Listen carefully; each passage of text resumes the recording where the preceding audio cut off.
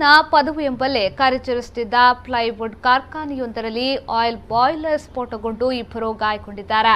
ಈ ಪೈಕಿ ಒಬ್ಬರ ಸ್ಥಿತಿ ಗಂಭೀರವಾಗಿರುವುದಾಗಿ ತಿಳಿದು ಬಂದಿದೆ. ಉದ್ಯಾವರ ನಿವಾಸಿ ಆದಮ್ ಕುನ್ನಿ ಎಂಬುವರ ಪುತ್ರ ಖಲೀಲ್ ಗಂಭೀರ ಗಾಯಗಳೊಂದಿಗೆ ಆಸ್ಪತ್ರೆಗೆ ದಾಖಲಾಗಿದ್ದಾರೆ. ಇನ್ನೊಬ್ಬ ಅಸ್ಸಾಂ ನಿವಾಸಿ ಗಾಯಗೊಂಡಿದ್ದು ಈತನನ್ನ ಕೂಡ ಆಸ್ಪತ್ರೆಗೆ ದಾಖಲಿಸಲಾಗಿದೆ. ಈ ಕಂಪನಿಯಲ್ಲಿ ಸುಮಾರು 200ರಷ್ಟು ಮಂದಿ ಕಾರ್ಮಿಕರು ಕೆಲಸ ನಿರ್ವಹಿಸುತ್ತಿದ್ದು, ಇವರೆಲ್ಲರೂ ಊಟಕ್ಕೆ ತೆರಳಿದ ಸಂದರ್ಭ ಸ್ಫೋಟ ಸಂಭವಿಸಿದೆ. ಇದರಿಂದಾಗಿ ಭಾರೀ ಒಂದು ದುರಂತ ತಪ್ಪಿ ಹೋಗಿದೆ.